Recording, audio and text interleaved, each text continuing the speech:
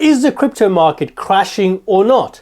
Today you're going to learn two things. One, whether the crypto market is actually crashing, and second, how to tell whether any market is crashing or not. Also in today's video, you're going to learn the only two ways in which people trade, whether they realize it or not.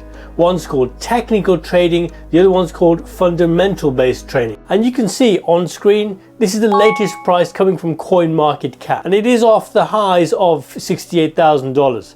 But is that a big problem? As always, I need to remind you, I'm not your financial advisor. This video is for edutainment only. So let's just take a step back here. Professional traders, institutional traders will always look at where any instrument is on the year.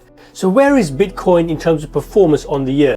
Well, as you can see, it's very nicely up. At the time of recording, it's up still over 200% on the year, which is a very strong return on investment. I've got a favor to ask you. Smash that like button really hard, and if you're not already subscribed, make sure you subscribe and hit the notification button. So one of the things that you think about when you're trading, if you're a fundamental trader, and we're going to come to that later on, is what's the actual news? What is the new news that's actually hit the market? There's always some small news floating around. There's maybe another ban in China. I think they have one every week. Maybe there's another ban in India. Again, so many of them coming out, but the market hasn't really moved that much. As always, our friends at JP Morgan are doubling down on their price predictions. They are still looking at a price prediction of $146,000 for Bitcoin. But there's something interesting to know about price predictions. Many institutions, many analysts will put out price predictions. It's like me saying, you know what, I think it's going to be 6 o'clock. Well, twice a day, you're probably going to be right about that. Now let's put this in perspective a little bit. So Bitcoin is off around about 15, maybe even 20% from the highs, depending on how you calculate it. But still, in the grand scheme of things, when you look at previous losses, this is not a big deal for crypto. If you look at this page here, some of the times it's gone absolutely mental, 80, 90% losses in a single month. And for crypto, a 10-15% loss in a month. Now, as a quick recap, Bitcoin last October was around $15,000, and year on year, with the price around $58,000 right now, that's still something like a 400% rise on the year. If you compare it to the stock market, which is up around 30%, Bitcoin crypto is still up massively on the year. So what about my own investments in crypto? Look, I obviously never get it right all the time, but I always go for the long-term view, which is the most important thing to think about. Thank you, Michael.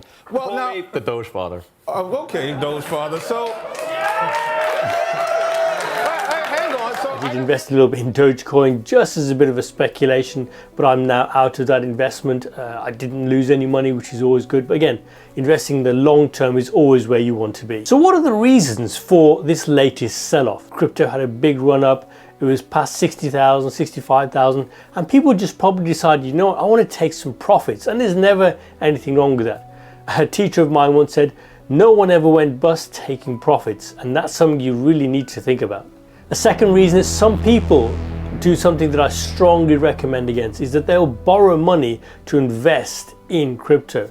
Now, when the market started to sell off, they're thinking, oh, hang on, I'm losing money here. It's not money I actually have. They then start to sell, and then when one person starts to sell, other people start to get nervous, and that could be another reason for a little bit more of a sell-off. A third reason is something called program trading. Another potential reason for the sell-off is what's called program trading. A lot of people use programs to do the trading for them. What that means is that there's a computer program that's sitting on various computers. Signals are programmed in to say, okay, well, if the market starts to sell off, I will automatically start to liquidate my positions. When the market starts to sell off, then actually that's what happens. And that could be another reason for the sell-off. And one of the things that program trades do is what's called high frequency trading, which is where lots of trades are put in very, very quickly, and that can exacerbate a sell-off. So let's just take a long-term view here. On the year, Bitcoin is still up over 200%. Ethereum is still up over 700% on the year, which is phenomenal. For me personally, my price targets for Bitcoin are still $100,000 and $10,000 for Ethereum. When that's going to happen, I could only guess, but I think it's going to happen not in the not too distant future. But again, back to the crash, back to the correction. Well, the question you have to ask is what's actually changed? And really looking around, I don't see a huge amount that's changed. there's nothing that tells me, well, you know what, we need to run away from crypto and go and run, put all our cash under the mattress. Nothing really has changed in the last 2 weeks. On, wax off, breathe, in through nose, out the mouth. Okay, now for the trading tutorial. So we're going to talk about technical trading and fundamental trading. In a nutshell, technical trading is based purely what people see in charts, people see in mathematical correlations, statistics, looking at the behavior of purely what's called the price action. So a really good example of technical trading is what's called moving averages. A simple moving average is a technical indicator or tool that tracks a security's price over a time period and plots it on a line. This essentially smooths out price fluctuations to give an investor a general idea where the trend is heading. Using simple moving averages to determine trends, an investor... Now the key takeaway from technical trading is that it's purely based on numbers and price action. So there could have been a proverbial bomb gone off outside, but the technical trader would not care because he's just looking at the numbers and saying, okay, well, what's happening with the numbers? Become more powerful than any Jedi, even you.